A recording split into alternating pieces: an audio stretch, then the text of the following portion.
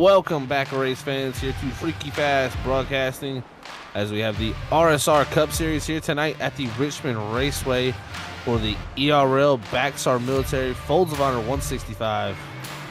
As these drivers do 165 laps here tonight at the Richmond Raceway for the cutoff race for the round of 12 here in their Cup Series. This should be a fantastic show for everybody here tuning in, so make sure you stick here with us live on Freaky Fast Broadcasting here tonight. Let's give a special shout out to all the sponsors who helped make it happen here at the Evolution Racing League and Freaky Fast Broadcasting. First, we have Or Nissan Central, the leading Nissan dealership in Oklahoma City. You can go check them out at www.ornissancentral.com. Next, we have Sheffield Graphics, the leading designer in sim racing paint schemes and liveries. It was founded by a Navy veteran, and a portion of every paint goes to the Military Foundation Folds of Honor. It's a great non-profit organization who gives sponsorship to the families of fallen soldiers and disabled veterans. Make sure to go check them out on Facebook under Sheffield Graphics. We want to give a shout out to ButtKicker. Every game deserves a truly immersive experience. The ButtKicker Gamer 2 lets you feel every detail. From subtle footsteps to the rumble of a V10 powered race car, from ambient environmental effects to the power of a nearby explosion. By moving physical mass instead of only air, the Gamer 2 provides instant, accurate, powerful base response, and it's all perfectly in sync with every game with no additional software required. So make sure to go to www.buttkicker.com and you can use FreakyFast20 to get 20% there off of any purchase at buttkicker.com, and you can feel what you've been missing. Next, we want to give a shout out to the McConey Setup Shop, the home for your iRacing setups and the official setup shop of the Richmond Esports race team, fielding the number 46 and 90 in the Coca-Cola iRacing series of Jimmy Mullis and Zach Novak. With everything from legends to cup cars, we've got you covered. Dirt setups for late models, modifieds, and wing sprints are also available as well. Coaching with professional drivers such as NASCAR Coca-Cola iRacing Series champion Zach Novak, his teammate Jimmy Mullis, River Hayes, and many more also available. And remember, at the McConey Setup Shop, there are setups, but they're your victories. So you can head on over to www.McConeySetupShop.com today, where you can use the promo code FFB10 to get 10% off of all of your setup needs. So make sure you go to McConey Setup Shop to get them race victories. But thank you to the sponsors here tonight. What a night of racing we have here for all you ladies and gentlemen tuning out there. But I'm Zach Hall in the booth. Joined alongside me will be Brandon Colley, and we'll have our producer Robert Moyer Jr. up in the box running the cameras. Brandon, what a night we have here for the cutoff race here at Richmond. We already seen some drama in the ARCA series. Now on to the Cup Series. A lot of drivers looking to get their way into that round of 8. Yeah, and it is pretty close on points for a number of these drivers. I mean, if you look at just the cutoff, the two bubble drivers, you got Nathan Campbell in 8th and Andrew Little in 9th, separated by a single point. Ryan Bean in the 7th position, just ahead of Nathan Campbell, only 2 points ahead of him. Kevin Rupp just ahead of Ryan Bean, only 4 points above that 7th position, and then another 4 points up to Matthew Rush in 5th. So stage points, all added together, I mean, you can make up a lot of points here, and even by the end of stage 2, this could all be shaken up. But we've also got Trevor Massetti, Hunter Hayward, and Bob Fitzpatrick outside looking in here. I mean, Bob Fitzpatrick saw how many wins he's ticked off here lately, really come alive as the playoffs come together. Trevor Massetti talked about how consistently fast he's been all season, not quite able to get that points-paying win so far, but looking to like he's going to need it here at Richmond to advance his way into the round of 8. Same for Hunter Hayward after missing last week at Kansas. Or excuse me, not last week at Kansas. First race at Bristol, missing that race, and then having an abysmal race on strategy at Kansas last week, putting himself last out of the 12 drivers fighting to make the round of 8. Yeah, and it's going to be a fight for sure. Looking like you said there, Fitzpatrick, Massetti, and Hayward, all three of those guys got to win. It's pretty much that way. I mean, Fitzpatrick may be able to point his way in. That's going to be on the tough side of things if he can get stage points and a great finish. But Little, he's got a great chance to point himself in. But the thing is, if Fitzpatrick, Massetti, or Hayward go out there and win, that puts the cut line down. And really from Matthew Rush in that 5th position all the way down to Andrew Little, that's only 11 points separating those guys, and that is going to be very, very close. There's a good chance that one of these bottom 4 could go out and win. It's very likely. I mean, again, Bob Fitzpatrick has really come alive with speed as of late. Trevor Massetti has been there seemingly each and every week, just has not quite been able to pull it off. And Hunter Hayward has been fast, but more of the same. It seems like either luck or strategy calls are biting the 48, but he definitely has the speed. So these guys, absolutely, any one of them can come out and win. I think if you're Nathan Campbell, Andrew Little, Brian Bean, even Kevin Ruff, you've got to go out here and try to bank as many stage points as you can, and then just hope that you can keep it clean and smooth for the last stint of this race here and come away with a good finish. And just hope that they weren't able to do more than what you were able to do, and you're able to just barely, if barely, point your way in. At the moment, we're seeing some times click in here. And, the big thing I'm looking at is this open qualifying session. This is going to be hard to get a clean lap in for these drivers. Yeah, I'm actually surprised GT putting down as quick a lap as he did with teammate Travis Everett just ahead of him. Curtis Preston now slotting into 2nd, last week's winner.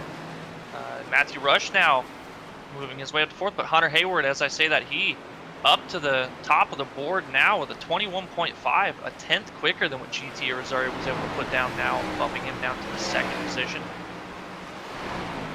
Yeah, and you got to keep going out there putting laps down, because I think it's going to get quicker and quicker. Around a 4 is what we've seen in practice. That was on Hayward's 3rd lap also, so we're seeing if you guys have to stretch it on the laps because just not getting the clean track. It's going to really come down to that, I think, Brandon and Robert. It's just one of those things here tonight with the qualifying session that, it being open, who can get the cleanest lap here of the quickest will be able to sit on this pole. It's going to be very critical, though, where you come out. And open qualifying kind of, shakes up the way you would approach qualifying to begin with, because a lot of tracks, it's that 2nd lap that's the quickest. But during race pace, you get to about lap 5, and that's really when you're going to be able to turn your quickest lap in some tracks, depending on the setup. And having these extra bit of laps that you're able to turn rather than just being constrained to the 2 normal laps you get from qualifying is a huge advantage for some guys, especially the guys that are really, really good on short run speed. They can really push the car and get the most out of it by being able to turn anywhere from 3 to 4 extra laps. Yeah, and what I'm looking at is just guys trying to get clean laps and a few guys wrecking. And, with this many cars in the field, open qualifying is very hectic. And it's like I said, for 5 minutes to get a clean lap in there, that is almost impossible to time. Yeah, you've got to be extremely lucky, just hoping you slot into a position where there's going to be nobody directly in front of you, and you've got clean track for quite a while.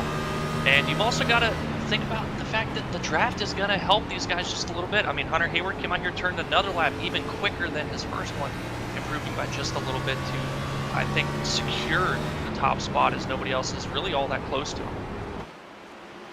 Yeah, at the moment, that time is really far out there at the moment. That's what he needs to do. He's one of the bottom 4. I mean, he's got to go out here and get a win tonight. He's going to do everything in his power in that 48 to win.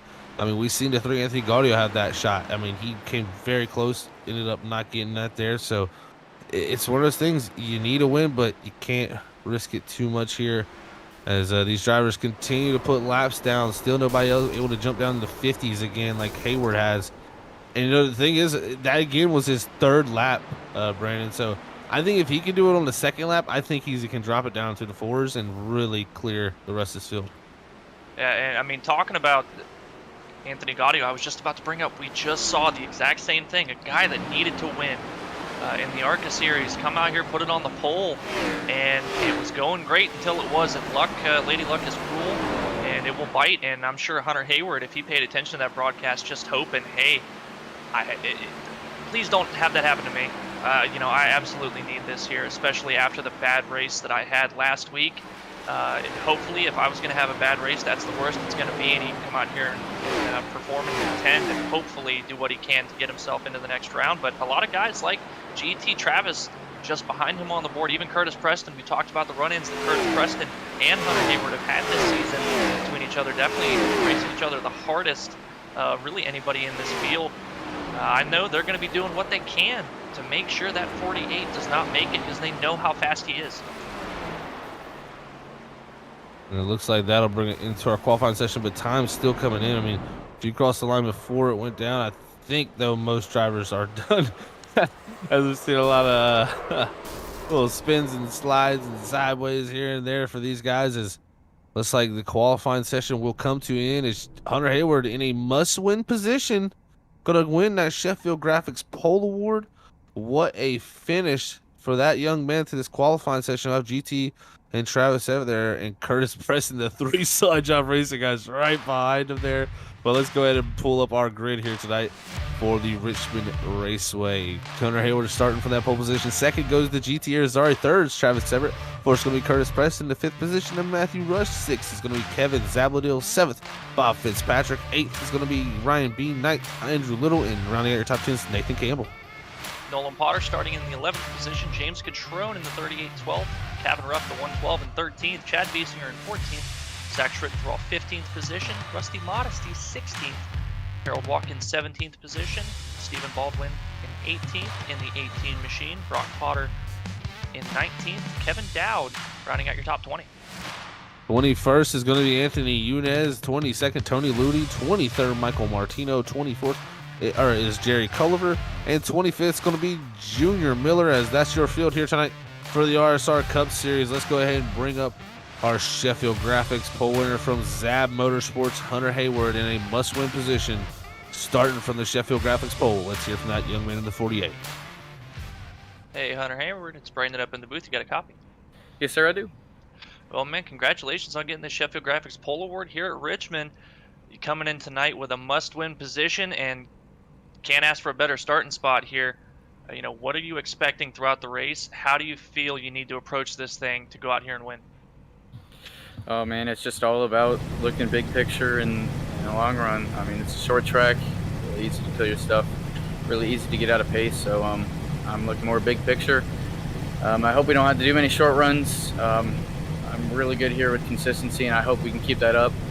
Also, man, that was a scary qualifying. That was the scariest 5 minutes I've ever done in iRacing probably, but I'll take the first spot in the front row, and hopefully we can get this car back up in one piece and maybe come here with the win. Well, talking about starting on the front row, just next to you and directly behind you, got the Slide Job Racing teammates second through fourth here. How hard do you think you're going to have to fend these guys off, knowing how quick they are? I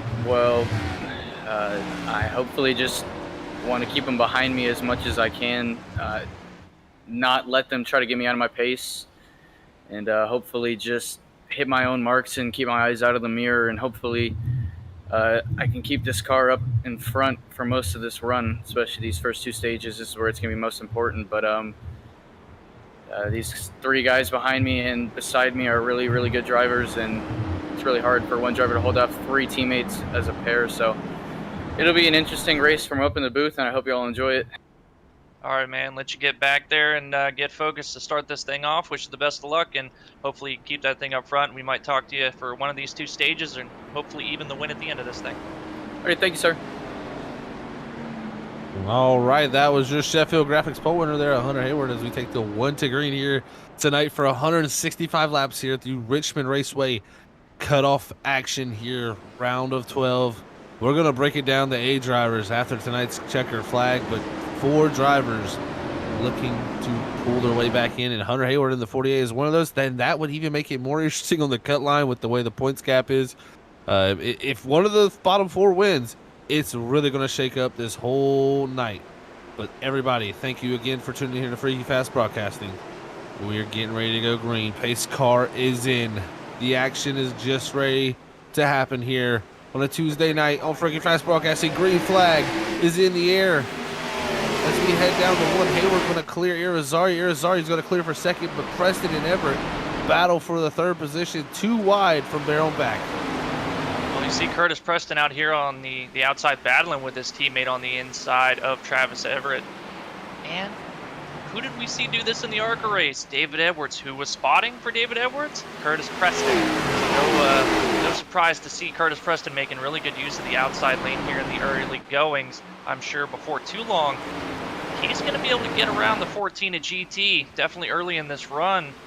GT not going to be pushing the issue all that much, but hopefully I know the 48's thinking, man, these guys need to start racing each other behind. So I can start to allow a little bit of a gap and a little bit of breathing room.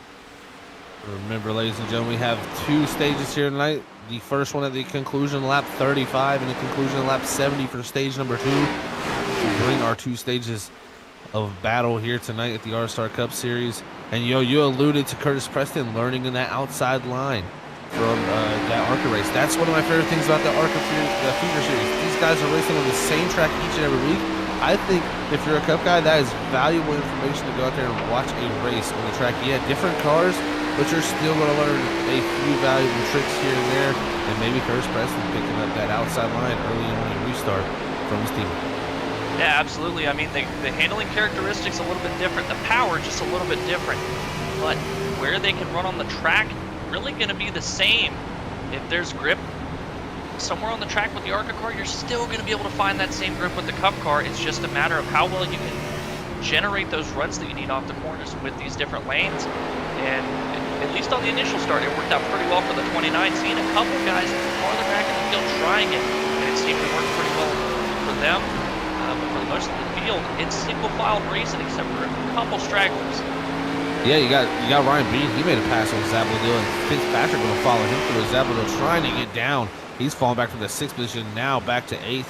And Andrew Little trying to fight his way off into the next round of the playoffs. He's trying to take that 8th position away from Zabladil as they battle down the front straight. I mean, looking at some playoff guys right here, Brandon. When I look at Ryan Bean, he's on the edge of that cut line. Has kind of been on the edge of the cut line each and every one of these rounds. Has made his way through it.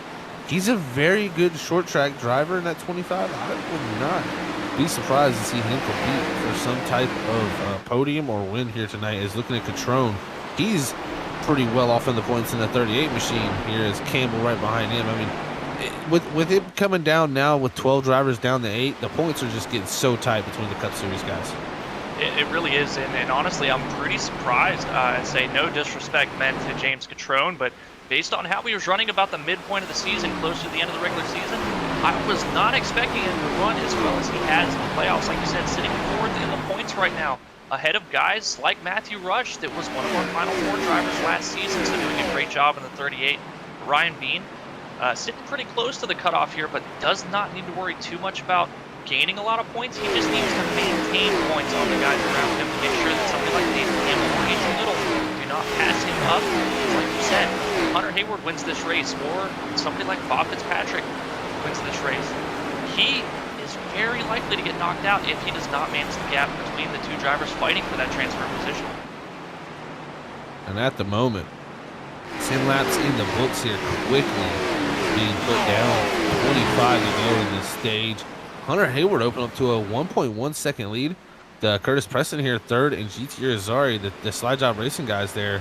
That trio right behind him. I mean, Hayward is showing a very good pace, but is he burning his stuff up? We will have to see.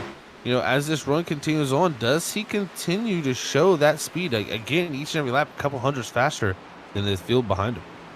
Well, and the good news is that right now, 35 laps, not really that much considering it's a short track. Those tick off very quickly, and it's relatively only about a medium run, so you can be a little bit more aggressive during the stages here, and I think that's what Hunter Hayward's doing. But now once you get down to the last third of this race, that's when you're going to really have to start managing your pace and making sure that you don't burn up the tires, because you do not have those guaranteed stage cautions to kind of reset yourself and get those fresh tires.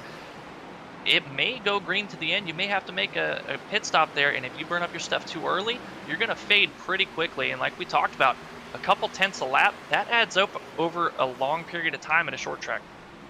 It really does. And, even with a 22-second lap, you can go down a lap pretty quickly here.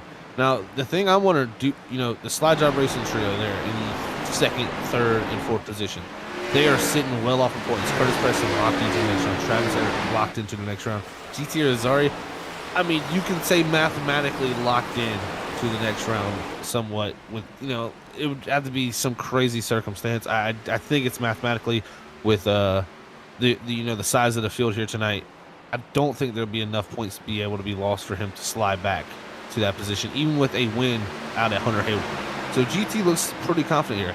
are these three here saving tires and going to not take tires here at the stage to save a set? Because we have 4 sets of tires here tonight. If you take a set at each stage, you're only going to have 1 set for that final run to the end of the race, and you're going to have to pit at least once in that stage. So, you know, it comes down to when you do it, and if you want to have an extra set of tires, do you do that? I mean, if you have nothing to lose, why not save an extra set? Well, I think a lot of it comes down to seeing how this first stage plays out. And right now, I mean, it's not looking like you're going to get a lot of cautions. Everybody's minding their P's and Q's, field getting pretty stretched out, and guys being very patient. Nobody's seeming too out of control, so it's not looking like you're going to get the caution you're going to need to make use of the tires late in the going here. But crazier things have happened, and these guys, the slide job racing guys, they are absolutely known for pulling this strategy. They've done it all season and made very good use of it. That's why they've been up at the top of the standings since really the start of the season at Daytona. So I absolutely imagine that's going to be something they're going to think about, because like you said, they don't have anything to lose. If they have a bad race here, it's really not going to affect them. They're all going to go ahead and transfer. But if they can pull something out of a hat here and outthink Hunter Hayward, they're going to be able to take out somebody who's going to be a lot of competition for them for the rest of this season. Oh, you're exactly right. Taking that 48 out is going to be very critical. And also, remember, Trevor Mercedes not here tonight, so he is out of the playoffs. Unfortunately, could only make the Bristol race this round, so he unfortunately will miss the next round. He's our only driver technically knocked out of this thing, as we have 11 drivers going for it here tonight. Right now, Hayward with his first position would be in, and the way he's building the gap, Brandon, I'm telling you what, if Curtis Preston, you know, now he's got past GT to get in the second now, if he doesn't start to reel him in, Hayward is just, it's looking like a night that could be long for these guys. But I tell you what, that time by there, Curtis Preston, a couple hundredths quicker.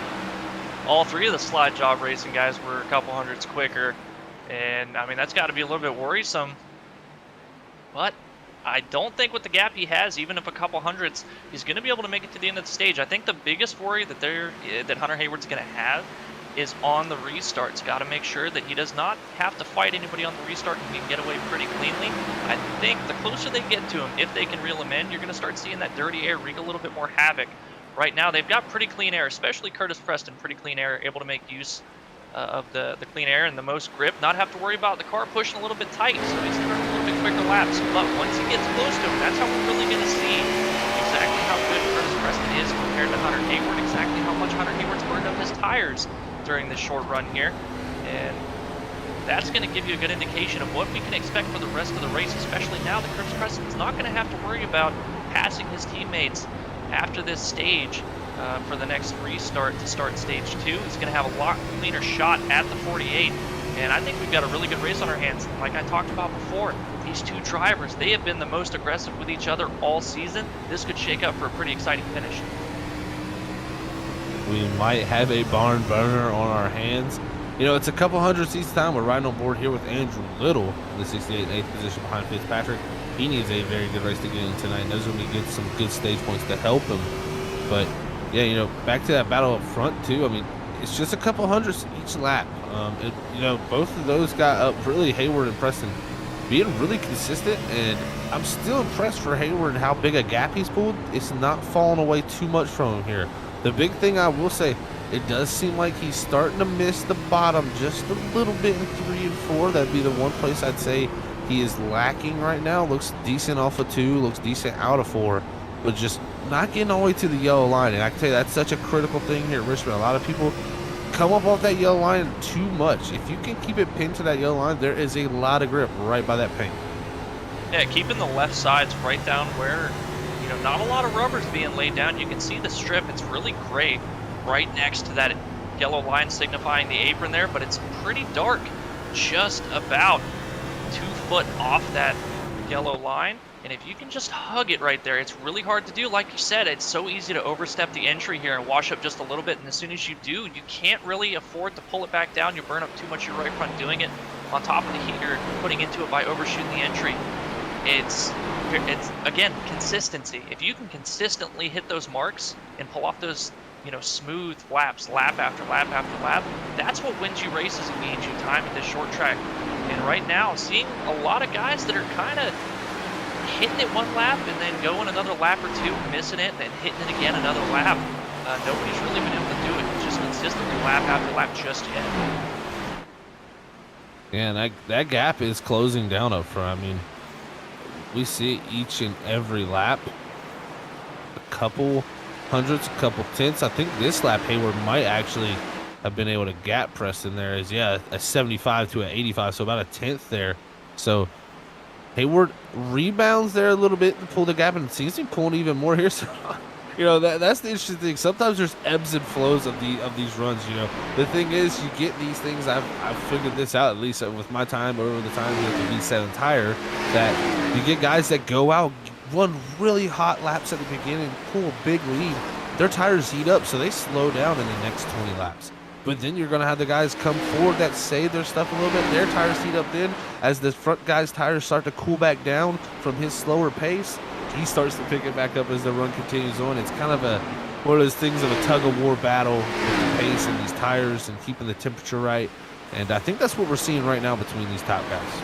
It's looking like it, and we're only a couple laps here from the end of stage 1, so it seems like Hunter Hayward's strategy going out here and putting down the quick times at the beginning is kind of paying off for him. And I think that's something the rest of these guys are going to have to worry about. But you're exactly right. I mean, just the way the temps rise and fall over the course of the run, guys have to back off their pace a little bit. It's so difficult to manage and just keep consistent just over the course of a run. It always seems like you said, guys turn these quick laps to begin with, then their tires fall off as they heat up, and then they cool back off and pick it back up again, where guys will save, and then the middle part of the run will be super fast, and then fall off again because their tires heat up. It's really difficult to just keep that consistent temperature and run that ideal tire temp and that ideal pace throughout the entire part of the run. But if you can figure that out, you should be lights out faster than everybody else. I tell you what, it's definitely starting to come back to Hayward. He's starting to pull the gap again. I mean, it's interesting to watch a few laps. It seems like if he hits his marks here, we're right on board with him. If he hits his marks, he starts to pull. I mean, he's continuing to pull the gap. So I'm telling you, I'm thinking that tire temperature battle is going on right here as we take the white flag for stage number 1. Hunter Hayward doing everything in his power to move himself on through the round of 8 in a must-win position. He's going to come out here and win stage 1. He's got some lap traffic up ahead. Don't think it's going to be any issue, though. Here's the exits out of 4. He's going to see the yellow flag wave here, brought to you by Orange Nissan Central here in a few moments as the rest of the field piles on through here down into 1. No yellow yet, but we are waiting on that stage yellow at any moment now, as it looks like Marco Martino, oh no, he's going to go a lap down because that letting Hayward there by. This is interesting. No yellow yet here as we come by to complete lap 36. So maybe our flagman's a little bit behind. Okay, there we go. It's a lap short. I was listening to the driver radios, communicating amongst each other, trying to figure out when this was going to get thrown. But I guess race control was having issues, was not letting him throw the caution here, so they had to try to have one of the admins in the race do it. Finally got around to it, unfortunately a lap late, may have shaken up the standings for the stage. I think race control might go back and reevaluate that, but finally got the stage caution here. It looks like Hunter Hayward still able to hold on to bring home stage victory number 1. Yeah, what a stage it was for him in that 48 machine, Brandon. He's done everything he's need to do. Now, where does the strategy go? I want to see what the rest of the guys behind him do. I tell you what, I was worried there from the 48. He jumped way out there to a lead. Preston started to close the gap down. Then it came back to the 48. If you're Curtis Preston and these guys, I think you're going to have to take tires here. I think so. I think you don't want to put yourself too far behind. Granted, you have the caution that's going to help everybody close back in and kind of save you with the older tires, but you're going to be really far back in track position, and track position, it seems like, is at a premium as the tires wear in. Guys are having a harder and harder time of making passes. Well, these drivers hit their pit boxes here for stage 1, and I can tell you, look, yeah, they're not taking tires, Brandon. They are electing to do that strategy, the non-tire taking strategy, and I think they're going to be the only 3 to elect to do that here. Maybe Kevin Zabaldil. Yeah, I think Zabaldil in the 17 also electing to do that. But let's go ahead and bring up our stage 1 winner here tonight at the RSR Cup Series here at the Richmond Raceway. Our pole setter also of Hunter Hayward. Let's go ahead and bring him down here to talk to our own Brandon Colley. Hey Hunter, Brandon up in the booth again. You got me. Yes, sir, I do. Well, man, great job holding on there and really dominating stage one. Looked like they were reeling in just a little bit toward the end of the stage, but able to start pulling that gap back out. How much grip do you feel like the tires still had at the end of that 35 laps? Well, there was definitely a lot of grip out there still to find. This setup definitely is more on the tighter side. Really hard to keep it rolling through center in the mid to later run. But I mean, there definitely is still a lot of grip out there. Just back at my corners a little bit more. But I'm not very good in the middle run. I mean, I wish that stage would have went a little bit longer just to have that longer run out, and I pull away just a little bit more. But sorry, that was a really good stage for me, and I'm hoping I can have stage 2 be just as the same as really good. Very interesting strategy for the 3 cars in front of me, though, taking fuel only. I wonder what they're going to be doing in the later stages if a late caution does come out, but it'll be interesting to see what happens to these 3 cars in front of me. Yeah, I was just about to ask you how concerned you might be that the slide job guys decided not to take tires here, and do you think maybe that's going to come around to bite you at the end here? We know this is a strategy that they've played quite a bit, and it's actually one that you used to beat them about a month or so ago. Do you think this thing's going to go green, and this extra set these guys are saving is not going to help them?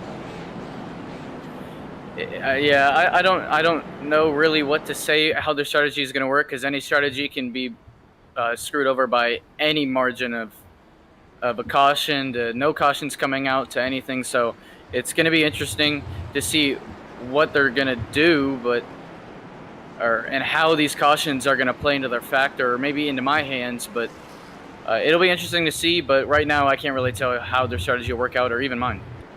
All right, bud, let's get back down there and get ready to take this restart here. Wish you the best of luck. Maybe we'll talk to you for stage number 2. All right, thank you, sir. All right, that was your stage 1 winner of Hunter Hayward. He's going to restart in the 4th position here on the older tire, or the brand new tires, as the 3 cars that hit the slide job trio on the older race tires. We'll see how it works out for these trio. Well, as they're getting ready to go green, we've seen this before, and we've seen Hunter Hayward find himself in trouble trying to navigate cars on the older tires, but great restart for the 48 as Travis Everett gets a really good jump on the high side here. And Hunter Hayward already up to 2nd place before turn 1. Yeah, look at using those tires very well. Got to be patient here on the exit. Get the turn down off the corner. Great drive down the back straightaway. Hayward to the lead here on the new tires. Ryan Bean there in the 25 going under GT. He's using the new tires to his avail. We'll see what the slide job guys can do, but the thing is, you can get caught up in a wreck here in a very close battle here at Richmond like this. Yeah, that's, again, I mean, this works out if you get a late caution, but you've got to make it to the point that you can get that late caution. Like you said, get put to the back here in traffic, mid-pack. It's a short track. There's not a lot of places to go, and the track will get clogged up in a hurry if an accident happens. I mean, we've seen it before with these guys putting themselves in the back and getting caught up in something. And that's the risk you take. There's a lot of risk versus reward, and there is a wreck. Looks like Matthew Rush going around. No caution as of just yet.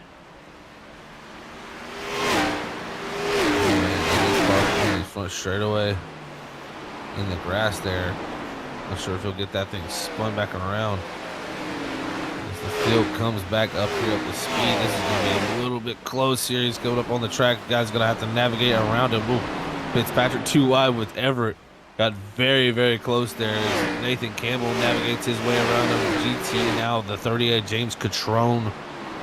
Lots of different things playing out here as Rush not having a great start to tonight's race. Yeah, I'm sure Matthew Rush was sitting there waiting, figuring that a caution was going to come out, but a single car spin, obviously in the grass, iRacing's automated system not going to throw that flag, and the race control as well, because it's a single car spin, not going to throw that caution flag. So Rush gets it going. Luckily, everybody avoided him. Hairy moments going into 1, like you said, but it's an uphill battle now for the 11. He's going to have to hope somebody else finds an issue here pretty soon, because he's got a pretty beat-up race car. Yeah, he's got a pretty beat-up race car going to have to get that fixed, like you said there. But, man, looking at the 4 here, Brock Potter trying to work his way forward. He's got Cabin roughing the 112 there. You know, and the other thing we got to think about, the slide job racing trio on this strategy, not a lot of guys, did fuel only. A lot of guys took their tires, so if they slide back here, lose some positions, and then take that extra set of tires later in this race, they may be restarting way back in the teens. Yeah, that's the other risk you take as well. I mean, if you get a lot of guys to opt to go the opposite way in your strategy, when you get a chance to use that fresh set that nobody else has, I mean, if you're in the position now where it's only the three of you, maybe another, that's the entire field you're going to have to give up the track position to take that fresh set. And it's a tall task to pass a lot of guys on a late restart, especially from the back of the field. So we're going to have to see how it plays out. Maybe guys will elect to not take tires in stage 2, but I think if you were going to go with that strategy, you want to do it for the end of stage 1. So you've got that cushion to catch the caution for the end of stage 2. But we'll have to see how it plays out. They may not even get a chance to use them at all. That's definitely something we've seen before. And they still haven't got a caution yet, albeit with the issues with Matthew Rush, but still no caution other than the stage. So it may just end up going green other than the stages. It very well could, and that doesn't play in the hands of those guys because they're going to lose track position now. If it stays green other than the stages, it plays into the hands of the guys who took tires. Absolutely, and I've got to give an update too to Matthew Rush with this current situation. He was sitting 5th in points coming into tonight, but he was only 10 points above Nathan Campbell, who was the last driver on that cutoff. And right now, Matthew Rush running in the 22nd position.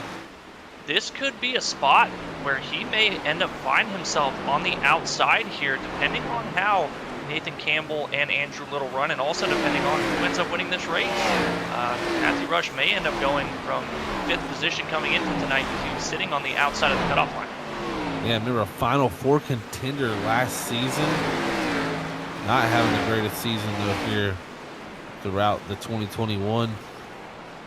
But Nathan Campbell, though, up to 5th. Andrew Little up to 4th. Like you said, Brandon, those are the guys he doesn't want to see run well. Unfortunately for the 11, they are running well.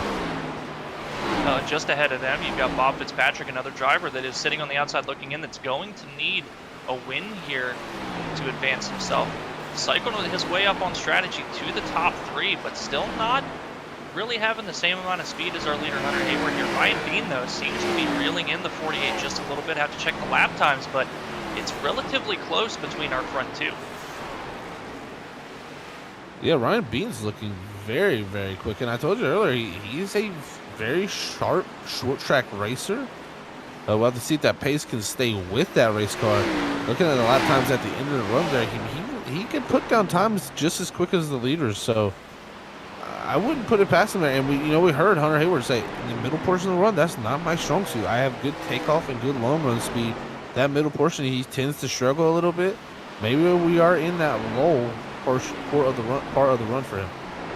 We're also going to have to see exactly how badly the dirty air is going to affect the second place car on the older tires. We haven't had anybody close enough to the leader to see exactly how much it's going to affect and how much it slows their pace. Nobody's really been able to reel him in that much to be able for us to see that here. We should see momentarily as Ryan Bean, again, last time by was about more than a tenth quicker than Hunter Hayward here.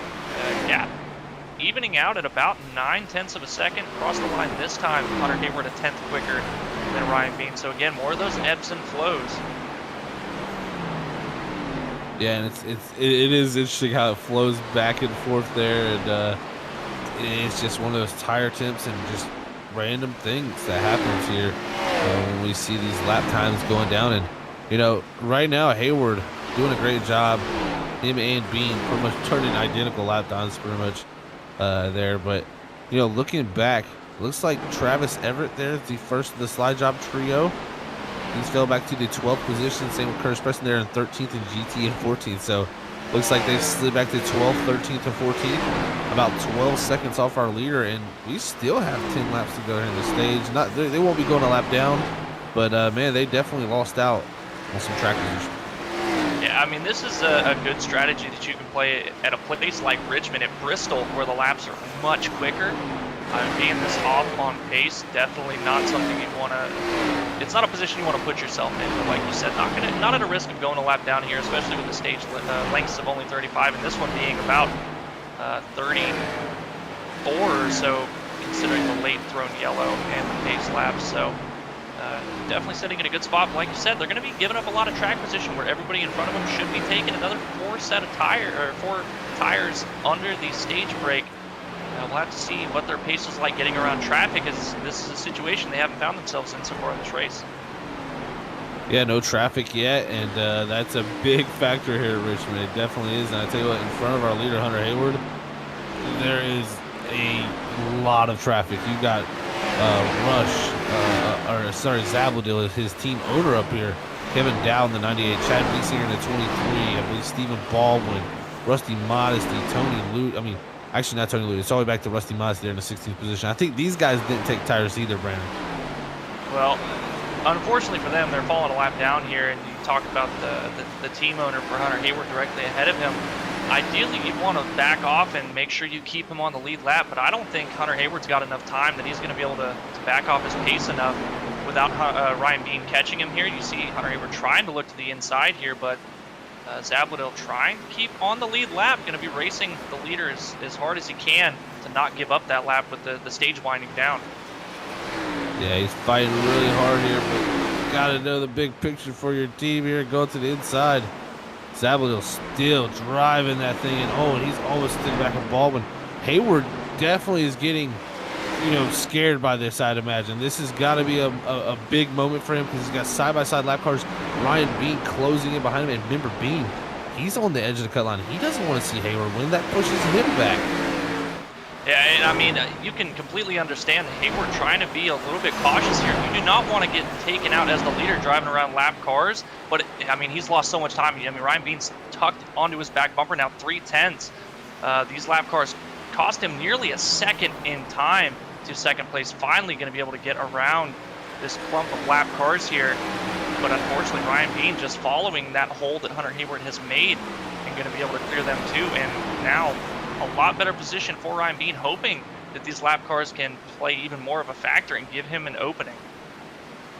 Man, oh man, that definitely spiced it up. As little Kevin Dowden, the 98, he hits the inside wall. I think he'll be able to keep it going there in that 98 machine, but he hit the inside wall pretty hard. Next guy up for Hayward here as he comes by with 2 to go in the stage is Rusty Modesty. I think he should possibly be able to get the 6 here in the last few moments. If Modesty can hang on, though, he'll have the lucky dog. That's what he's got to keep in the back of his mind. And unfortunately, just until Hayward had caught all these lap cars, Matthew Rush was the car in the lucky dog position. Now, unfortunately, falling out of that, going to be 21st, 1 lap down. As we got the last lap here for the stage, white flag for stage 2. Hunter Hayward able to pull out that gap again over Ryan Bean. Very great job. Just showed excellent patience there in the lap cars. Did not overthink it. Got a little bit of pressure there from the 25, but no problems yet through stage 1, stage 2. Hunter Hayward, your stage 2 winner here tonight at the Richmond Raceway. As, man, oh man, what a night it's been for the 48 machine. Trying to win his way into the next round. And if he does it in this fashion, Brandon, I'm going to tell you what, it's going to be one for the storybooks.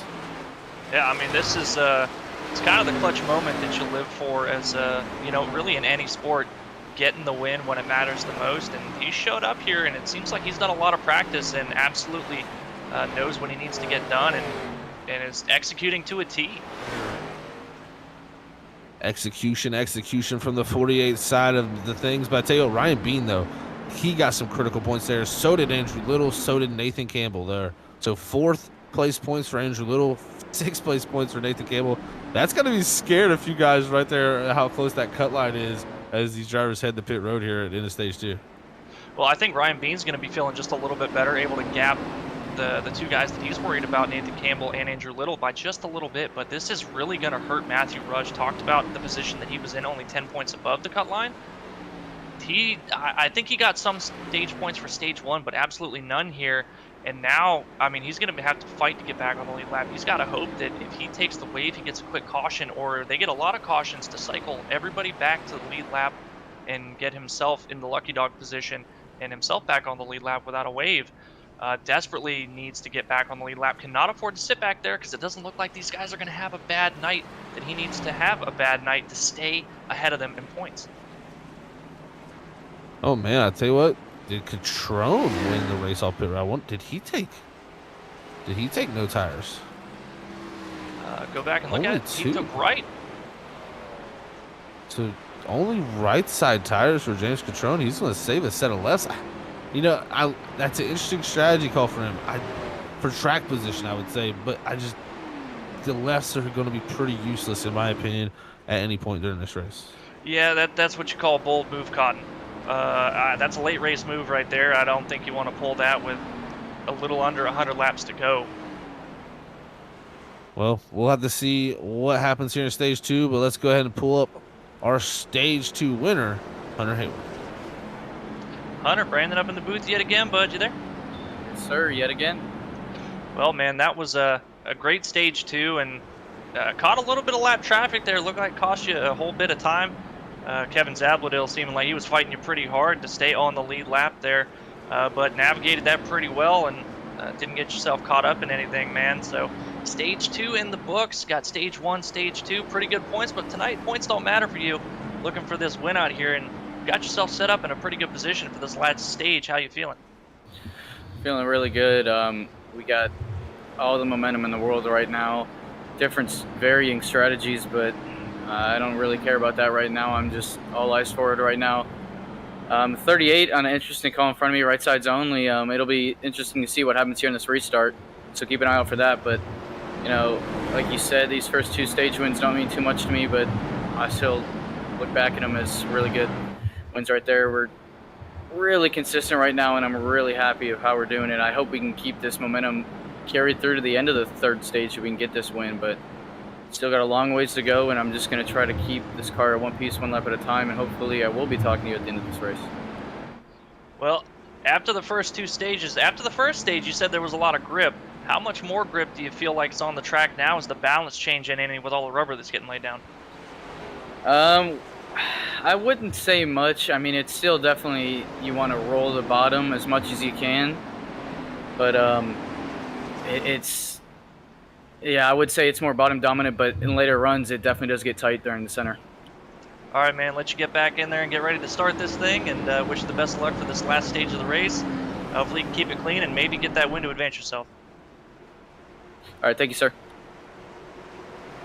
All right, that was your stage 2 winner, Hunter Hayward. He's only starting from the 2nd position here. James Catrone taking the 2-tire strategy. Pace car is in. Looking for James to go. He lets it go down the front straightaway here.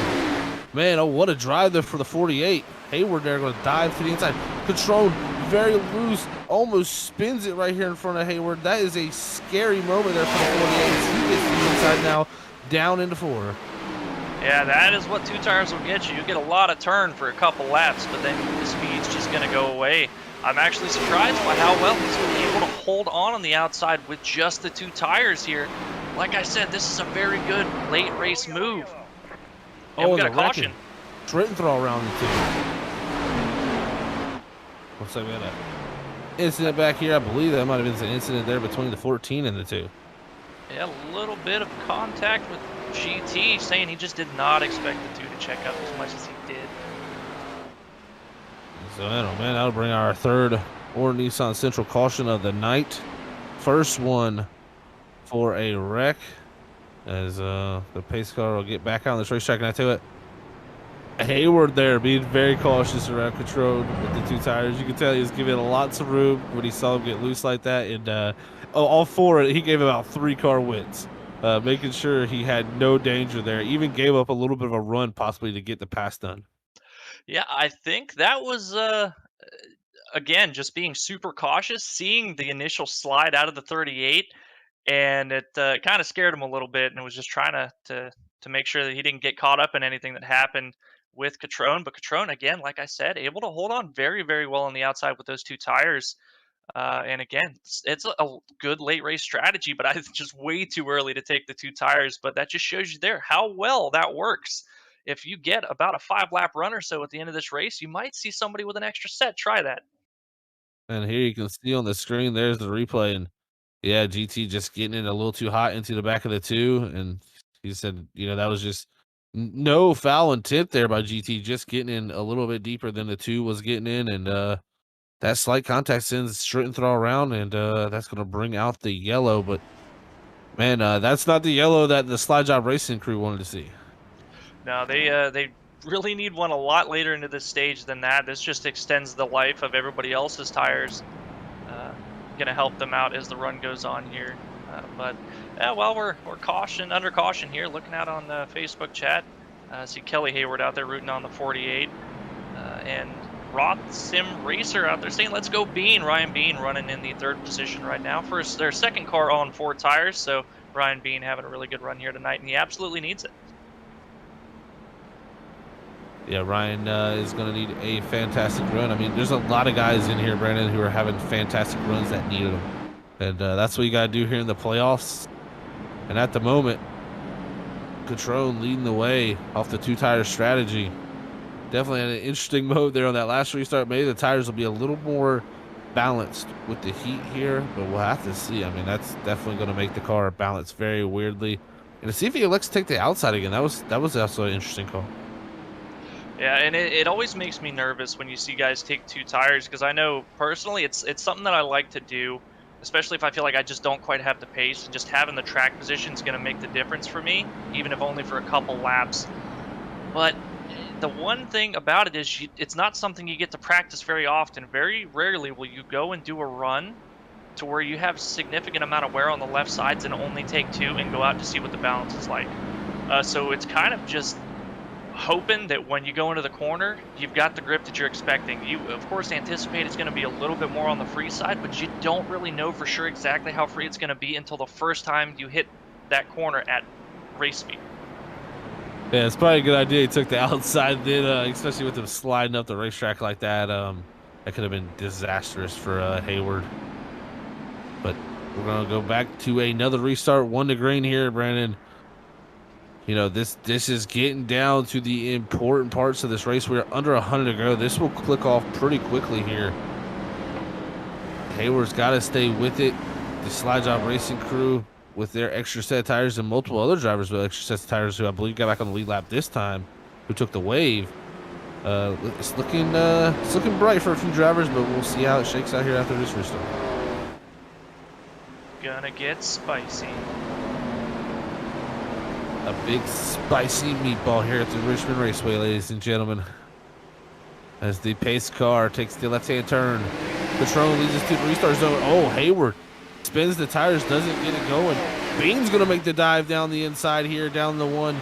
This is a big moment with Fitzpatrick up high. It's 3 wide in the middle for the 48. He gets the drive off the top.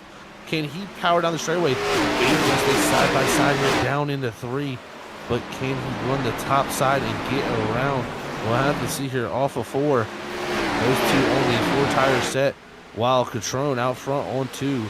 Looks like Hayward almost clear of the 25 as they go down into 1. Got to be careful there. Getting very close between those 2 as they exit off of 2. Very close to the back bumper the 25 is. And see it, Hunter Hayward not going to do it this time. Elected to sweep really wide through 3 and 4 last time. Got a really straight exit. Carry a lot of momentum.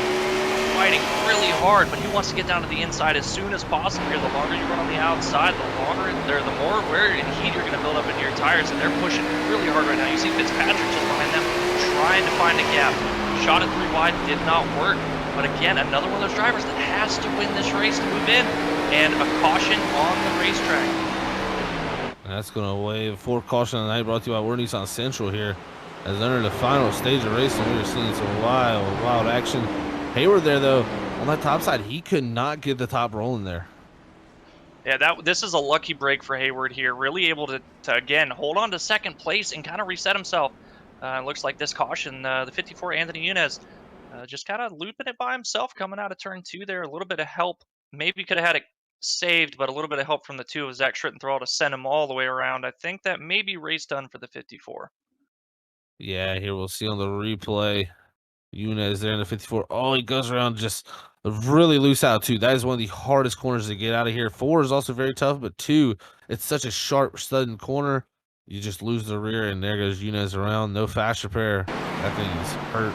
Looks like night possibly over for the 54. Yeah, and it's something that we haven't talked much about, but the exits of turn 2 and turn 4 are completely different, where turn 4, you got to have wheel into it because of the sweeping front stretch here.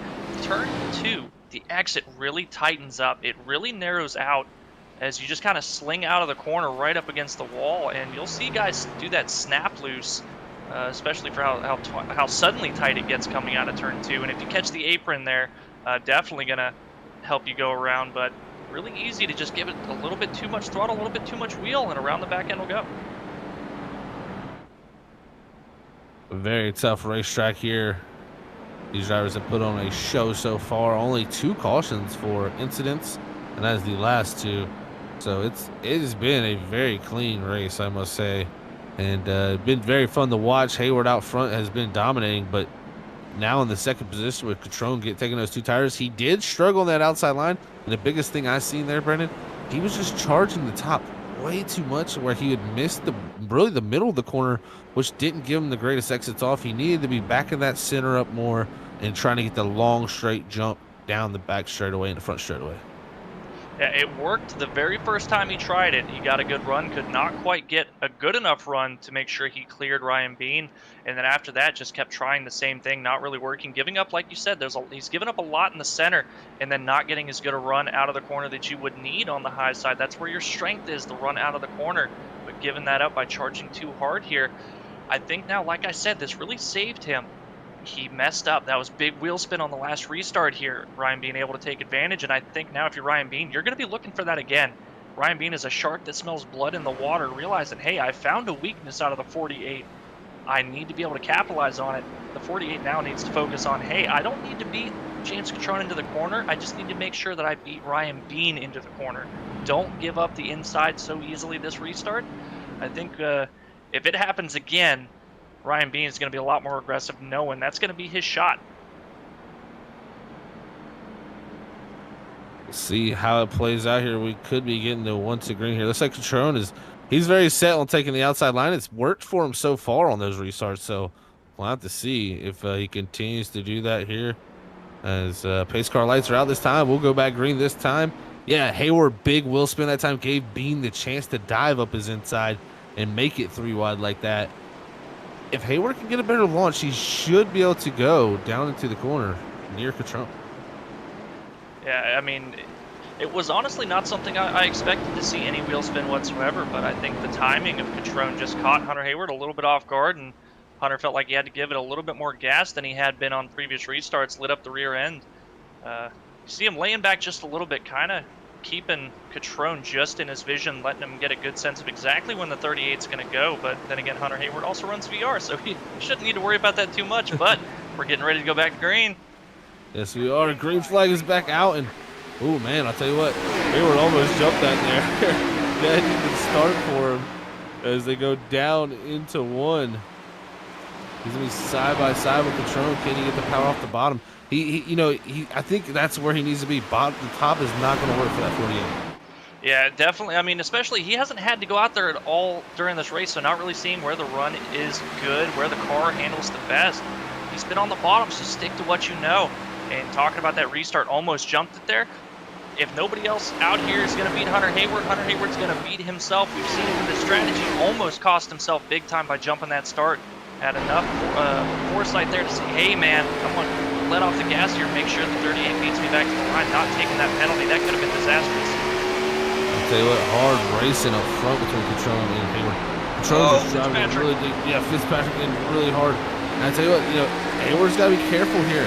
He's got, Catrone, who's very, very quick on the short runs here, on his outside. He's got to plan this out well here, racing side by side with these guys, because he has everything to lose. These guys in a better position than him. Fitzpatrick also in a must-win position. He knows what he has to do. He's rolling the top. Yeah, I think Fitzpatrick, just looking at his corner entry, he's driving it in so deep, but losing the back end as well. Oh, a little bit of contact with the 48. Fitzpatrick just sailing it off in there, saying, get a move on. Yeah, and I tell you, Hayward, it's definitely stacking up here, but Catrone is sitting it so hard on the outside. I think Hayward's just having a tough time there, and he's, cut down the corner there. He just cannot get it to work, can't get anything to happen for the 48 as they still race it side by side here. Push is going to come to shove, though, here in a minute. Well, the good news is that here before too long, we should see Catrone's tires really start to fall off after only taking 2. And there it is, another. He just drives it in really high. Not able to get the good run out. Finally, Hunter Hayward with a little bit of breathing room here. The good news is for Hunter Hayward, if he can clear Catrone, Catrone's going to make it very difficult on the guys behind him to get by as well. Should be able to stretch out a decent gap. Finally, Hayward able to clear the 38. He's going to have to definitely get down to the corner good here. Watch out with what's behind you there, but man, the hard race is still Catrone closing the door on Bean. Here's right on his back. Catrone, you can see those two tires having an effect. Oh, and he's going to get to the inside wall. I don't think that's going to bring out a yellow though, because he's so far down on the surface. Yeah, he's going to get back going, and that is the issue with two tires right there, guys. Unfortunately, these guys, we have to go. Can't afford to keep checking up for you, especially this late in the run. Unfortunately, it was a little bit more than just a tiny little tap and sent him off in the inside wall there instead of just getting him out of shape. But these guys still battling hard up for the lead. And now James Catrone just hoping that he can get a caution here soon. And here we are on lap 100. Going to be next time by will be 65 to go here. Right on board Everett. He's battling with Little. This is the battle for fourth. Everett, remember, on the different strategy, has his teammate Curtis Preston directly behind him. Nathan Campbell in the 52 there also. They're trying to work their way back up with that offset strategy. In the position now that they're having to worry about traffic, and it seems like the pace has slowed down just a little bit. Doesn't seem like Hunter Hayward or Ryan Bean able to put down as quick a lap times, really matching each other almost lap for lap, and same with Bob Fitzpatrick. Mirroring them, only about 200 difference between the top three right now. Last time by, first and second matching lap times, 22.22 for the pair of them. Yeah, I think you're going to see right here, Bean could close in that gap. I mean, we see the middle portion of the run, Bean did look better than Hayward, and we've seen that earlier. Hayward gave it time to Preston and Everett, and then as the run continued to go on near the end of the stage, he did start to gap back out. But, you know, how long does that take effect, and how long does it last for Bean? We'll have to see. Or does Hayward change something up here? You know, he's been on fire all night. I mean, other than that battle there at the beginning, he's been untouchable. But now, back out front, can he hang on to it? He's just hoping this thing can stay green, but it's getting so much more wild, and so many guys taking more chances that it's going to be hard for this thing to stay green to the end. And I mean, if it does, now this calls into question. I mean, they've only got 60% fuel load. When do they have to pit, even with all these caution flags and pace laps? They're going to have to pit before the end of this race. It's when does that happen? What is the timing? And that's something that, you know, if you're Hunter Hayward, Ryan Bean, Bob Fitzpatrick especially, you know, another guy that we talked about having to win this race to advance, they're going to be trying to outthink the other and try to get that good undercut, because I think if you get the lead here, as long as you're consistent and don't make any mistakes, it's going to be very difficult to pass you without just muscling you out of the way. So I think if you can figure out a way to cycle yourself to the lead, even though you may feel like you're a little bit slower, that may be what wins you the race. Looking at the battle here, Tony Ludi battling with Zach Schrittenthal in that 2 machine for the 14th position here. Off of 2, very close battle between them. They got Harold Watkins in the 22 behind them as they battle down the back straightaway, 4th position. Well, not too far behind them, you've got Matthew Rush in the 20th position, and it has cycled him back now to be the lucky dog. So you're definitely going to be looking for a caution here. Doesn't look like he's gotten much of that car fixed, but definitely has speed to be running up here with at least Stephen Baldwin, Harold Watkins, Tony Ludi for about the 15th or 17th position. Looking at James Catrone there in the 38 machine. Remember, took 2 tires, 16 seconds back from our leader, had that spin, hit the inside wall, got it back going, and hanging on right now in that 38 machine. He's hoping for some type of caution, while the rest of this field hanging on. As you look at GT, he's behind the 112 of Kevin Ruff. GT not having the greatest night here, trying to drive back up into position, just breaking into the top 10. And I tell you what, even up front, Ryan Bean, the middle portion of the run, we talk about it. Hayward just not as quick in the middle portion of the run. Just seems like he kind of falls off there. Look at this, Bean closing in within 2 car lengths of that 48. Can the 48 weather the storm? And Bean knows what's at risk here. If he lets this 48 win, that's letting a huge competitor go into the next round. Being in a pretty good position to move on with the stage points he's acquired tonight and the position he's running in. but anything can happen. Bean needs to take this 48 out of the first position. Well, and what I was seeing a couple laps ago is that Ryan Bean was able to drive into the corner a lot harder, but also keep it on the bottom, and he was being a lot more patient on the exits, whereas Hunter Hayward was a little bit more quick to the gas, washing up out of the corners just a little bit more.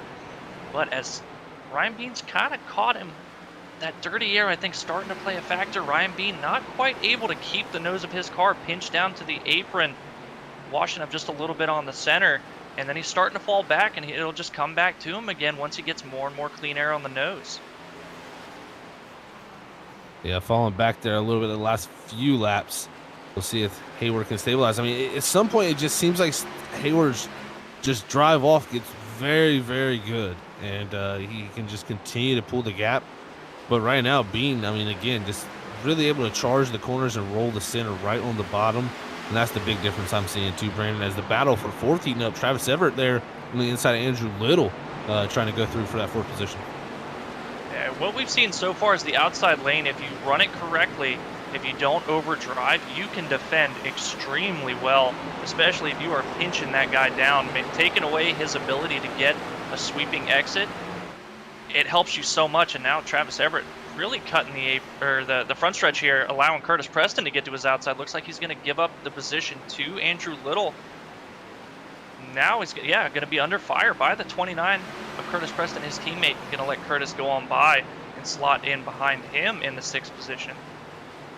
Yeah, Curtis able to get back up into position there, now slot up into that 5th position there behind Little. Get by his teammate Everett. There comes, look at Nathan Campbell. What a run for him. He's needing a good run here tonight, and he's in position. Yeah, Campbell looking to really take advantage of some of the woes of his competitors, and he's gotten great stage points here tonight. Really just trying to bring home a solid top 10 run and maximize everything that he's gained so far. If he can gain a couple more positions, definitely going to help. But I think now, barring any incidents with himself, should be sitting in a pretty good spot to make it on points, even with Hunter Hayward winning, especially the situation that Matthew Rush has found himself in. Still, the first car 1 lap down. However, Hunter Hayward is slowly reeling in the 38 of James Catrone. If he's going to get a caution to get himself back on the lead lap, it's going to have to happen before the 48 is able to lap Catrone.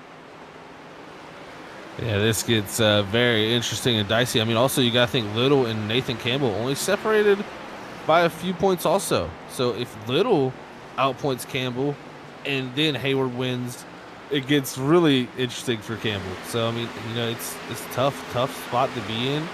But, you know, if Matthew Rush's unfortunate bad luck there in that 20th position 1 lap down, and like I said, if Catrone goes a lap down, then it's kind of all over for him too. Yeah, I mean, Catrone is a little bit in a better position. He got some decent stage points, but he is 9 points ahead of what Matthew Rush was coming into this race, so he's got a lot more of a cushion, but it's going to help a little bit. The worrisome thing is, like you said, Andrew Little just a little bit ahead of Nathan Campbell right now. They finished similar to each other in both stages, kind of got even stage points, only separated by 1 point coming into tonight's race. Campbell definitely does not want to give up any free positions to Andrew Little. And even with Matthew Rush having his issues, that would bump Campbell up another spot. But if Hayward wins and Andrew Little outpoints him, he's right back out. It's a big old merry-go-round of points here tonight at the Richmond Raceway. So we're coming by this time to complete lap 120. So it's going to be 45 to go. When did pit stops start happening? I mean, they should be able to make it from this distance here, Brandon. But my thing is, you know, a lot of these guys, this is their last set of tires. Hayward, Bean, Fitzpatrick, Little. You know, this is their last set of tires. They cannot take a big risk here and undercut. If you are Everett, Curtis Preston, or GT RSR, you know, drivers who save that set, they could undercut here and still be all right if we got a late race caution. But also the undercut takes the risk of the caution happening while you're on pit road. Well, as you said it, Curtis Preston coming down pit road. Yeah, you know, that's going to put a lot of guys in a box here when they pit. I'm interested to see, you know, when that starts happening. It looks like Andrew Little going to hit pit road in the 68. He's going to cover off what Curtis Preston does. So right now, drivers electing to hit pit road here in this sequence. Becoming a 40 to go soon. I think anything after 40 will be a good number. And like we talked about, the guys that only have the one set left, they are in a very big box because you don't want to pit as soon as you can, because if you get that caution toward the later in the run, you are going to have extremely worn tires. You want to go as long as you possibly can here to make sure that if there's a caution late, you've got as much grip and life left in those tires as possible. But guys like Curtis Preston, GT, Travis Everett, the guys that are on that strategy, they can afford to come in as early as they know that they can make it and still have that extra set if they get the caution. Granted, they're going to give up track position, but they're going to have a lot more speed. Yeah, a lot of speed in those tires to be left for sure. When we coming this time by to 40 to go, I think you can't wait longer than about 37 to go. I think you got a 3-lap window here to pit. If you go any longer than that, you're giving up a lot of time to the guys who have already pit. But also, if this is your last set of tires, you're taking a big risk because that's a long way to go to the end. And if we get cautions, you want to have as fresh of tires as possible to hold with the guys who do pit. And you definitely do not want to get trapped a lap down, as right now GT and Anthony Ludi on pit road. Looks like Curtis Preston should be a lap down here, going to be trying to unlap himself. But it's a very vulnerable position before everybody cycles around. I mean, that's the risk you take with the undercut, just hoping that there isn't a caution during these green flag stops to where you can't make the use of the tires that you got. If they get a caution, you got to take the wave. You start at the back anyway. Yeah, my question is, when does Hayward come down? He's coming this time. No speed in here for the young man. The 40-mile-an-hour down the pit road. Nathan Campbell also coming. Travis Everett's going to stay out. But here comes the pit stop. Final one for the 48. Does this make or break his race tonight? We'll have to see. Remember, has to win to get into the next round. He may be undercut by a few drivers and have to drive back around him. Can he do it? Well, I think just based on the pace that he had through the rest of this run, I mean, he was pulling away pretty sizably from Ryan Bean. After Ryan Bean had got within 0.3 of a second, Hunter Hayward had pulled it back over a second of a gap to the lead here. But like you said, undercut, he's going to have traffic to deal with now. There he goes, Curtis Preston and Andrew Little around him, Bob Fitzpatrick going around him here. So he's got a lot of ground he's going to have to make up, and these guys definitely going to be fighting him as hard as possible to make sure he stays behind him, especially if you're Bob Fitzpatrick, knowing that you've got to win just as much as the 48. But Curtis Preston, again, talking about how important it is for these guys to keep somebody that's such a strong competitor out of the playoffs and not have to fight him for a championship. This is a good opportunity. This is the time. Down to 35 to go this next time here. I tell you what, Brandon, Hunter Hayward came very close to getting the penalty. I don't think he got one, but he came very close on the exit pit road. He luckily came out right in front of Ryan Bean, so that works out for him. But he's got a lot of work to do to go up here and catch up this gap to these drivers ahead. He should have the tires in the drive off here near the end to run him down. Just getting there and getting the passes done. We've seen him struggle with a few passes. Can he get it done, though, in the closing stages? Yeah, and that's the biggest thing. Don't be too eager to get to them. You've got to have tires once you catch them to make that pass. Just run what you've been doing. You've been the fastest car most of the night. You've been in the lead most of the night. What you've been doing is working. Just go ahead and keep doing it. It will come to you. The only thing is Curtis Preston in the mid-run reeled on him just a little bit, but so would everybody else. The thing is now, as many laps as we got left, it's about the same as what we had for the stages. I think the gap that Hunter Hayward has to Curtis Preston, which should be who he cycles around to, that was similar on speed, I think he's got a pretty good shot at getting back around Preston. Yeah, got about 2.5 seconds up there to gain on those drivers. Curtis Preston, though, is a wily old veteran, and I tell you what, he's going to be one tough guy to beat. And Andrew Little, not only that, cannot count Andrew Little out. He's only 2/10 behind Curtis Preston, and he put a lap after Preston, so he does have fresher tires, and he is right there. And we got to applaud Andrew Little. I mean, coming out here on the outside looking in, and is doing everything in his power to make it through, man. I mean, if I can remember correctly, last year he pulled off a similar type of thing, just coming up a little bit short, though. I mean, it's working out very well, like you said, sitting 6th currently, but there's a whole host of drivers ahead of him that still need to pit. I mean, James Catrone, one of them, just got his lap back just because everybody cycled around. Kevin Zabladil, Zach Schrittenthal, Harold Watkins still out on the track right now. So when this all cycles around, Little going to cycle back to 2nd position. Bob Fitzpatrick 3rd, Hunter Hayward 4th, but Curtis Preston taking over the lead, and Andrew Little's not letting him get away. Yeah, and at the moment still, we got Watkins, Schrittenthal, Zabladil, and Catrone still yet to pit. You know, right now these guys are definitely struggling on the older tires, and these guys might even pass them the old-fashioned way without the pit. Yeah, ever since the slide, I mean, he was already on the 2 tires with that slide, and then looping it back around to get going on the racetrack just really overheated those tires, and he's been paying the price for it ever since. Damage not helping either, but just does not have the pace. Just hoping that he can get a caution to stay on the lead lap here after everybody went down pit road. But like you said, he's going to be falling a lap down here momentarily yet again. Going to have to hit pit road here shortly. Look at this, Hayward here making the move on Fitzpatrick. We see him struggle to make passes earlier. He's got to be able to get it done here quickly. Fitzpatrick not giving much room in that 3. He's going to make it tough on this young man here, trying to get up here to get this win. Remember, Fitzpatrick also needs the win, so he cannot let him hold him up. And oh, right on the door of that 48, not giving no room. Can Hunter Hayward use this car as a pick? I believe he will be able to. Well, Catrone given plenty of room, but that really opened the door for Hayward, and there he goes, able to use the car as a pick. Not to perfection, but I mean, the results are the same, so just as effective. Now the 48 trying to go down here and chase down Andrew Little and Curtis Preston. He is significantly cut into that gap. Clawing his way forward is the 48. He says we need this thing to go green to the end as we'll be coming by this time. Lap 40 didn't complete, and we will have 25 to go. Well, honestly, Zach, thinking about it, for as many cars as are on the lead lap right now, I think a caution here within the next 10 laps might not be the worst thing for Hunter Hayward. Oh, big moment for Fitzpatrick and Bean. Looks like Bean's going to get by as Fitzpatrick. Big slide off the corner. Yeah, Fitzpatrick apologizing for that, Bean saying, no worries, you just owe me a new pair of pants. So very perilous moment there for the driver of the 25. Saw his whole race flash before his eyes.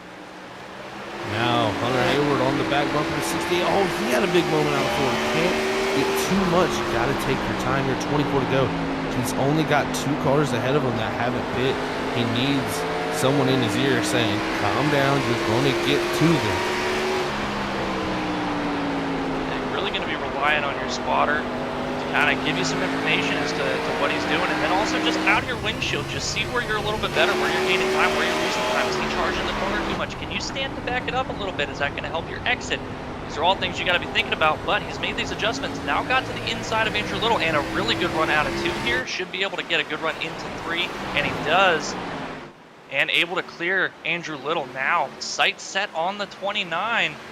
Got a handful of laps here to chase him down. Still plenty of time. Don't need to be too eager.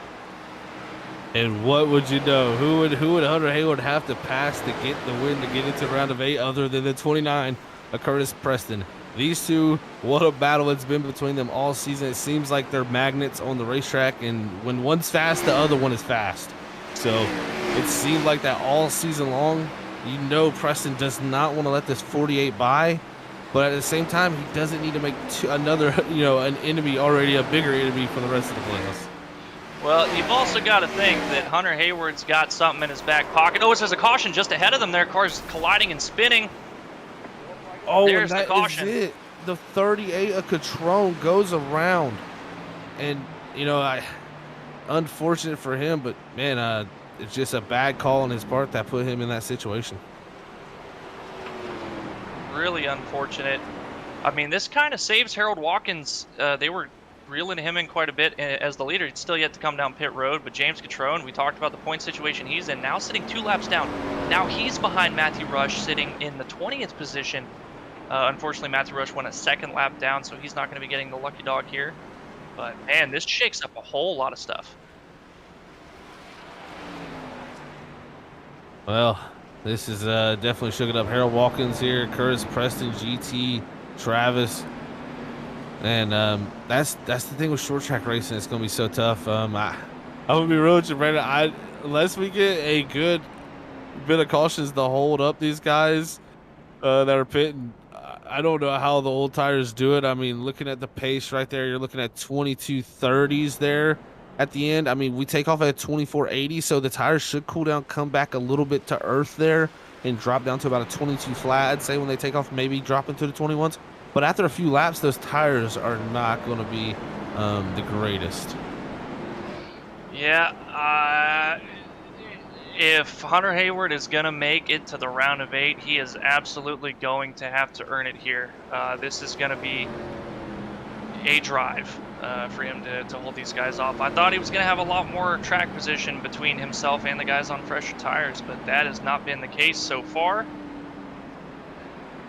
Hopefully, I mean, the only thing he can hope for is that these guys run into problems. There's a lot of cautions, and he can tick off some free laps here and really close down the gap. We saw how good older tires, even just the 2 tires, were late into the race, and you can hold them off, but not for very long. Yeah, with Curtis Preston here looking like he's going to restart in 8th. Man, that is a very gloom picture for the rest of this field. I mean, you got to be thinking that those guys should be able to get through on the tires. It's just gonna be tough. They're not gonna be able to drive through, you know, like cleanly, but it's gonna happen pretty fast. The drive off is gonna be much better on those tires. You've got to hope that. I mean, you know, the situation that Bob Fitzpatrick's in, Ryan Bean trying to run for good points here, Andrew Little as well. You've got to hope that these guys behind you are going to be racing these guys on fresh tires for absolutely everything they're worth here, and just anything that they can do to hold them up, even just a little bit, cost them a couple tenths every time they have to make the pass. That's going to be breathing room, and you got to get as much breathing room as possible between yourself and them. Hunter Hayward really can't afford to have a mistake on this restart, especially if he gets wheel spin here. I mean, that's just, it's time that he's not gaining by getting a good jump on the restart. Then it's free time that the fresh tires are going to be able to catch him. This is, I mean, my stomach hurts just looking at it. I can't imagine what it's like in the car here. Yeah, I would hate to be in position that these guys are in. This is going to be tough, man. This is going to be tough work. But I tell you what, we get to enjoy it, sit back here and watch it. Thank you, everybody, for tuning in here, as always, on Freaky Fast Broadcasting. Let's see how the end of round of 12 ends here at the RSR Cup Series. It could not be more wild of a setup for a finish, with old tires out front, guys on new tires out in the back. They're going to be looking to charge through here with 16 to go, coming to 15 to go. Let's see how it all shakes out here at the Richmond Raceway.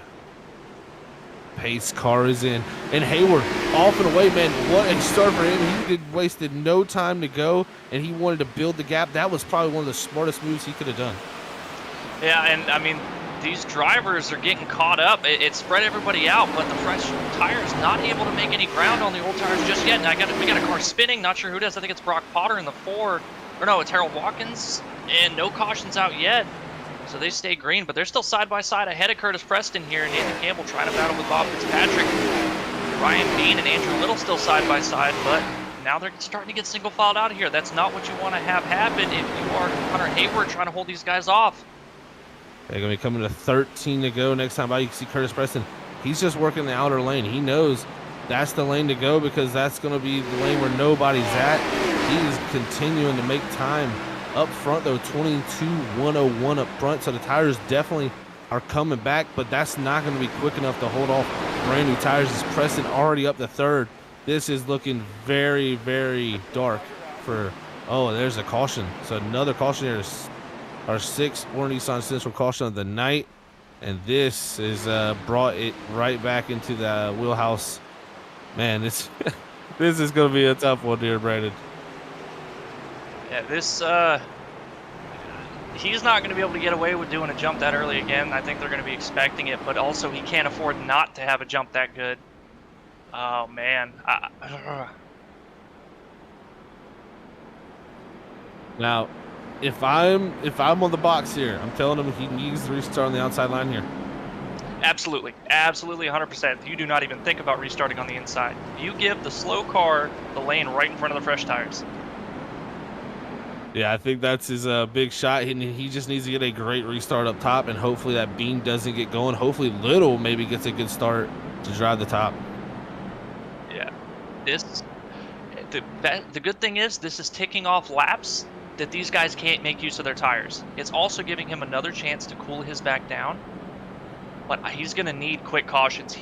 If he can get into a position where he's only got to worry about 2 laps, I think he can still do it. But he's got to have a lot of luck and a lot of cautions come his way to do it. I think if they run green from here, I don't know if he's going to be able to hold him off. And he's going to have to block like crazy to do it. And I hate to say it, but I'm pretty sure Curtis Preston's just going to send you if you do that. I tell you, it's not going to end up pretty if he blocks, probably.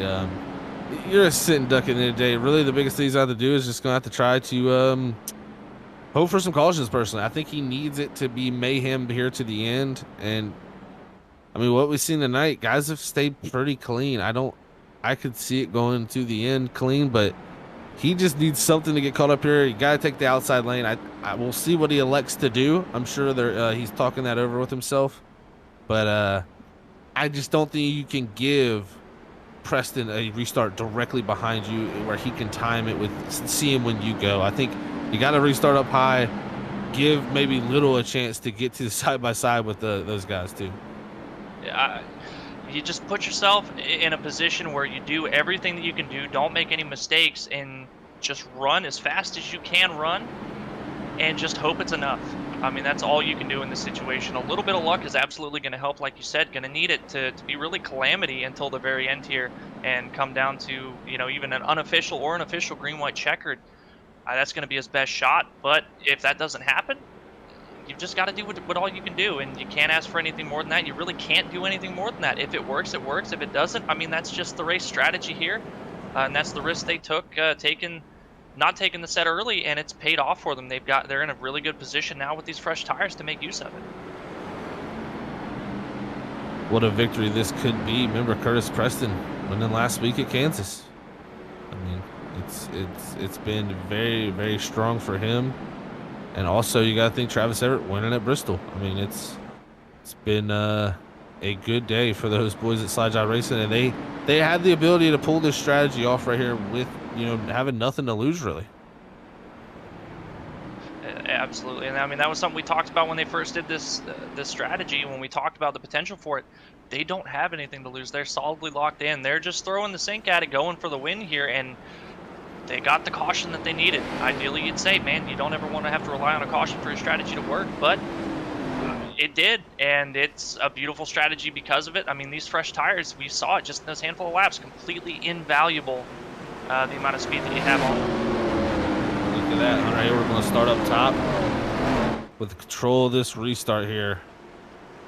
We'll be coming to 7 to go with this restart. New tires in the 3rd and 5th position. Hayward off and away. He gets a good start, clears Bean, but Bean's going to pull up high. That's going to let Curtis Preston get Beans inside, but tell you what, the gap that Hayward has is a decent one. Can Bean fight back around the outside to somewhat hold back this 29's progress?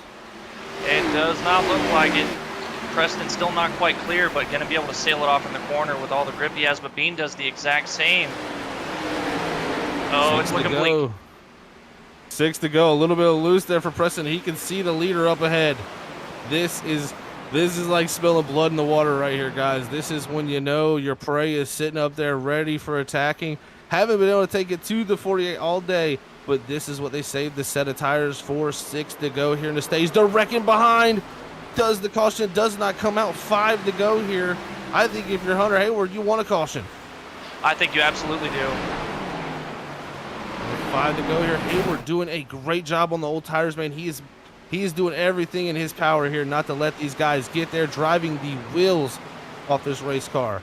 And coming to 4 to go. Preston closing in 1 car length. He is getting there. So is Everett. They're going to have to make something happen here with 4 to go. And last time by, 2/10 quicker for Curtis Preston, but now the dirty air. He's setting up good runs out of the corner. He's really backing it off and waiting, using the advantage. And here you go, Hunter Hayward blocking, and he just sent him. Well, we called that happening. Looks like Preston there sends Hayward in the 48 off into the corner, and that's going to push him back to 4th, taking any chance of his season out of the way. Preston, though, off of 2 now with Everett all over the back bumper. Well, it was something we talked about. These guys, they race each other hard, no love lost, and Curtis Preston absolutely not taking any time to get by the 48 there. Gonna try to hold off his teammate now, Travis Everett, but we talked about it before. You still gotta race with these guys for the rest of the season, and that's not the first one that Hunter Hayward's not gonna forget.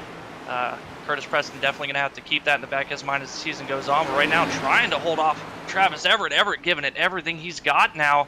White flag in the air, final lap. We'll see if Travis Everett has anything for the 29. One final time, Curtis Preston using the bumper to get by the 48. Does his teammate use the bumper on him? Down into 3 and 4, Everett decides to not do it. Looks like Preston's going to come out of 4 here and get the victory here at the Richmond Raceway to get race win number 2 here in the round of 12, and still a victory here late in the going. Now Ryan Bean able to hold on to 3rd place. Hunter Hayward, despite the contact, able to hold on to 4th. Unfortunately, not what he needed here. Got good stage points. There is potential that he could maybe squeak his way in on points, but all intents and purposes needed a win. So likely season done for the 48, but still a good finish, all things considered. And GT rebounding up to 5th. A little bit of after race extracurriculars there, and man, oh man, what a wild way to end tonight here at the Richmond Raceway. As you see Preston there, no front end now, but he's going to celebrate here at Richmond. Race win number 2 of this round. Congrats to him, as we'll be right back here in a few moments, ladies and gentlemen, as we get our top 3 finishers up here in the booth.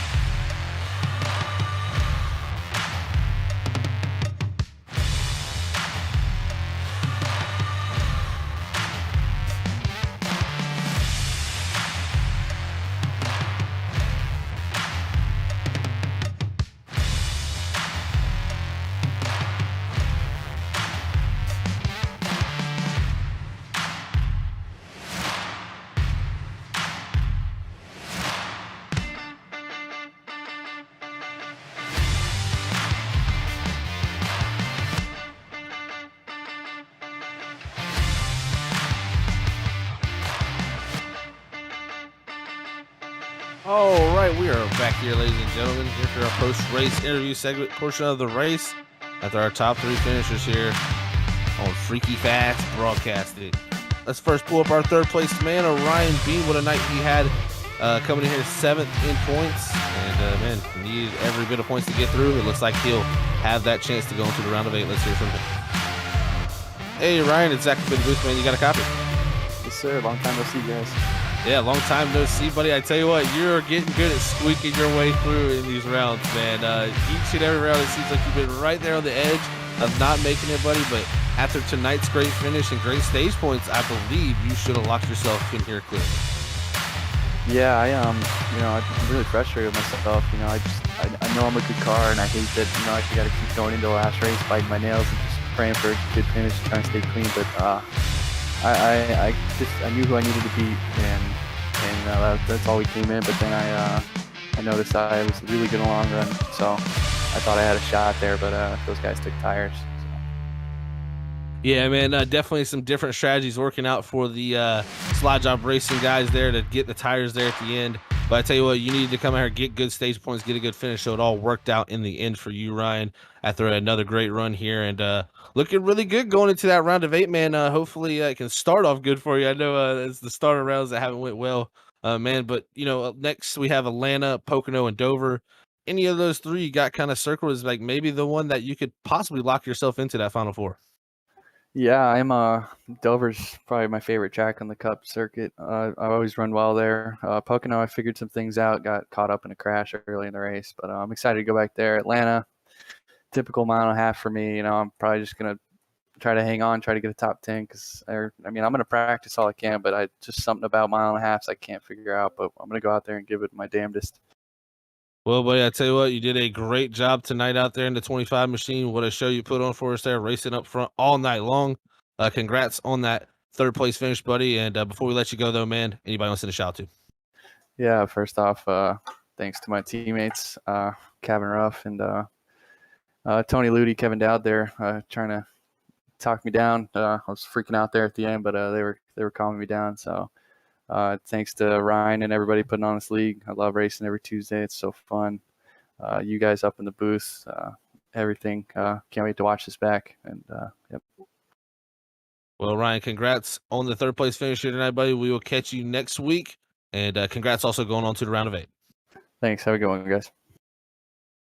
All right, that was your 3rd place finisher of Ryan Bean tonight in the 25 machine. Now we'll move on to our 2nd place man, Travis Everett, in that 59 Hooters machine. As we'll go ahead and bring him on up here to see what his thoughts are on tonight's finish. Hey, Travis, is Zach up in the booth? You got a copy, man? Yes, sir. We got you. Hey, buddy, well, I tell you what, man, great finish there for you and your teammates there tonight, man.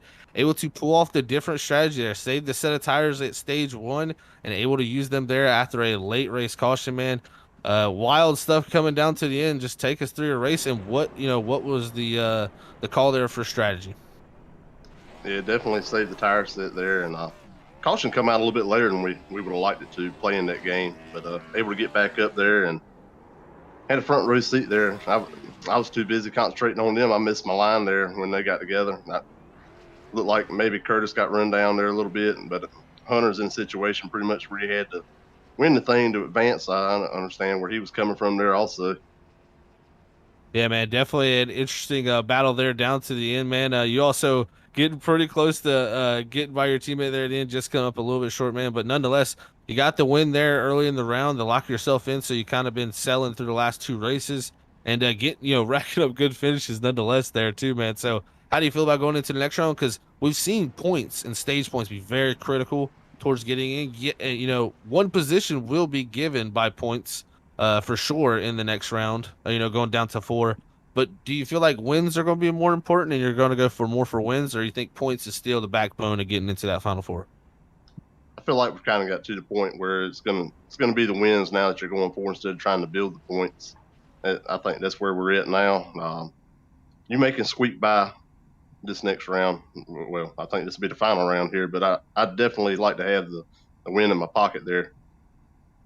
Well, man, I wouldn't put it past you to be able to pull something off here in the next 3 weeks, buddy. It's been fun watching you guys battle up to this point in the season, and it's getting down to the nitty-gritty of the season for sure, man. But before we let you get out of here, Travis, anybody want to send a shout-out to for your 2nd place finisher tonight, man? Oh, yeah, as always, all y'all up there freaky fast and the job y'all do. Like I said, repeat it every week, but love going back and watching these things. Sheffield Graphics, Ryan, everybody that helps this league go around. Proud to be a part of it. We got a lot of good people in here and look forward to coming in here every Tuesday night and running with them.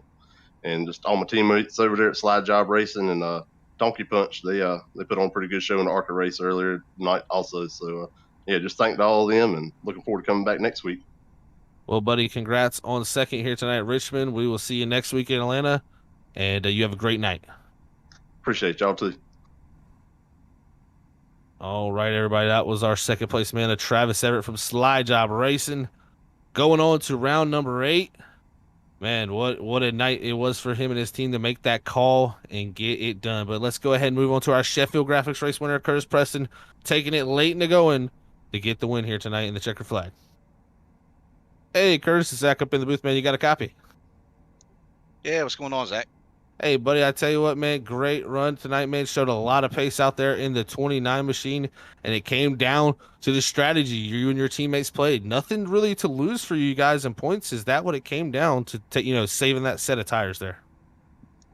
Yeah, I mean, we've seen it happen so many times this year. People play the lottery, so we decided to play the lottery tonight on tires and won. Yeah, definitely came up big there. Those tires, man, at the very end of this thing to be able to pull off this victory and get that 29 machine up front. And a second win in a row, man. So that's got to feel good for yourself and locking yourself into that round of 8. I asked your teammate this right before this. The big thing I think, we've talked about a lot going through these last 2 rounds has really been stage points and getting points. And I asked your teammate, down these last, 3 races here in this next round to break it down to 4.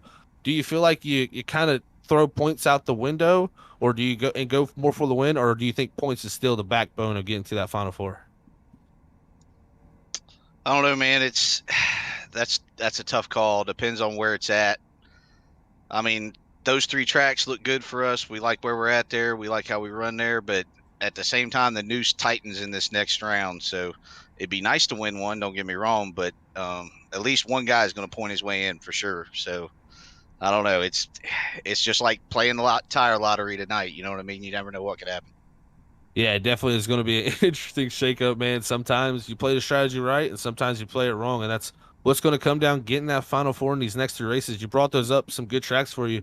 Of Atlanta, Pocono, and Dover, any of those 3 you would circle to say, man, that's the one I probably have the best shot at locking myself in. I'd circle Atlanta and Dover both. Atlanta's my favorite mile and a half. Run good there, especially if it goes long. We tend to run real good there long. Dover, we've had good pace there in the past, but you just never know. I mean, you can go there and lead 3/4 of the race and then lose the tire lottery at the end if somebody plays it. That's just racing. That's how it goes. Yeah, it definitely is, man. Racing sometimes is not the nicest, but sometimes it works out in your favor, and it did tonight, man. So congrats on the victory here tonight, Curtis, to get that 3rd win of season, 2nd in a row there for yourself, man. So congrats on that. Before we let you get out of here and go celebrate this thing, man, anybody wants to send a shout out to? Yeah, I got to send a shout out to all my guys at Slide Jobs Racing, man, all my teammates. Real fun to race with those guys. Appreciate Ryan Ezell and Michael Sheffield, everybody at Evolution. And I think it's Steve. Sorry, we're thinking about Steve tonight. He's been having some medical issues, so we're thinking about him tonight. Hope you get better, buddy. And appreciate ButtKicker and Sheffield Graphics and Or Nissan Central and everybody that helps keep the wheels rolling over here. Appreciate you guys in the booth, man. Thanks. Well, tell you what, Curtis, congrats tonight, man. You're the Sheffield Graphics race winner, and we will catch you next week in Atlanta, buddy. All right, man. You guys have a good night. You too, buddy. All right, everybody. That was your Sheffield Graphics race winner, Curtis Preston, bringing home his 3rd victory of the season here at the Richmond Raceway. As we pull up our race results, Curtis Preston there getting that race victory. Second's going to go to his teammate, Travis Everett. Ryan Bean going to come home in 3rd. Hunter Hayward, after dominating a portion of this race, winning both stages and the pole, going to come up short there on tire strategy in 4th. 5th's going to be GT after a hard-fought night. 6th's going to go to Nathan Campbell with some good points. 7th's going to be Rusty Modesty. 8th's going to be Zach Schrittenthal. 9th's going to be Chad Biesinger. Kevin Ruth in the 10th position. 11th's going to go to Harold Watkins. 12th's going to be Stephen Baldwin. 13th's going to be Tony Ludy. 14th going to go to Andrew Little. 15th going to be Nolan Potter. 16th, Brock Potter. 17th going to be Bob Fitzpatrick. 18th, James Cotrone. 19th going to go to Matthew Rush. 20th going to be Kevin Dow. 21st, Kevin Zabladil. 22nd, Anthony Yunez. 23rd, Michael Martino. 24th, Jerry Culver. And 25th is Junior Miller to round out your field here tonight for the RSR Cup Series, as that's your race results from the Richmond Raceway as the round of 12 closes out with a bang. Man, I don't know what to expect going into the round of 8 here, Brandon. It's going to be a wild west here as it tightens up down the stretch. I think you're absolutely right. I mean, talking to Travis Everett and Curtis Preston, you're almost going to have to win to make sure you make it to the final round. And as we've seen, it is tough each and every week to go ahead and lock yourself in. It's definitely been a struggle and a lot of strategy. Somebody's going to have to roll the dice and hope it pays off and go almost all or nothing. to get that win to lock themselves in and have a chance to race for a championship. It's going to be an exciting next 3 weeks for sure to see who our Final Four is going to be. I'm excited to see who ends up coming out on top of that, who we're going to be seeing the final race of the season duke it out, the best of the four to try to get that championship. Maybe it's Curtis Preston going back-to-back seasons here to become champion. We're going to have to wait and see. It's going to be another 4 weeks, and it's going to be a lot of fun. It will definitely be a lot of fun for sure, Brian. And thank you, everybody, for tuning in here tonight at Freaky Fast Broadcasting. Man, oh man, it was just one of them nights here at Richmond where we've seen a lot of stuff play out. But what a race. Thank you all for tuning in. And just cannot thank y'all enough. Looks like the subscriber count went up another one here tonight to 949. Trying to get to that 1,000 mark, remember, by the end of 2021 here, ladies and gentlemen. And we're only 51 away. So it's getting closer and closer as we step there. So please, if you haven't yet, hit that like button, thumbs up, and subscribe, and hit that notification bell. And we will send it up to Robert Moore Jr. here to close out tonight's broadcast. All right. Thank you, guys. Man, oh, man, like these guys said. Oh, man. God, I don't know what to say, man. It's Richmond. It's short track temper, great racing. And we've seen in both nights, the ARCA Series and the Cup Series put on one whale of a show at the end. Unreal. This unreal, hard racing. Things happen out there. Yeah, I mean, I don't know what to take away from this, guys. It was great. It was great watching this whole thing. And like you guys said, you know, we go on to in the next 4 weeks of these guys are gonna, you know, like Brandon said, you're gonna have to point. It's not point your way in anymore. I mean, you're gonna have to gamble. You're gonna have to go for the win. You're gonna have to stay out there on old tires, depending on how the race strategy falls, and try to do, you know, what they can to get a win. So we'll see what happens within the next 4 weeks, and we'll see, or next 3 weeks, and we'll see who we have, you know, at the Final Four, as the season here is coming to the end in the Cup Series side of things and the ARCA side of things. So I mean, it's going to be fun to watch. So like Zach said, make sure you hit that subscribe button so you don't miss any of the action when we do go live. You get all the notifications on your iPhone and your Android phone. It lets you know when we do go live, just in case you happen to forget, or you can tune in later as the broadcast is going on, and then you know, see what's going on through the race. But our next broadcast will be tomorrow night with Underdog Racing League, as we're packing up here at Richmond, heading down south. We're going to go down to Daytona for the 3rd week at Underdogs, but this time we're going to be on the road course side of things. So we'll see how that all plays out, as they're going to be bringing out the Xfinity cars at Daytona Road. So that is something Zach really knows about when it comes to Daytona. So make sure you tune in tomorrow night at 8:30 with the Underdog Racing League with Zach, and Ryan's going to be calling all the action tomorrow night at 8:30. But until then, have a great Tuesday night. Have a safe Wednesday. We'll catch you Wednesday night. Until then, God bless everybody. We love you all. Peace out. Bye, everybody. Bye, guys.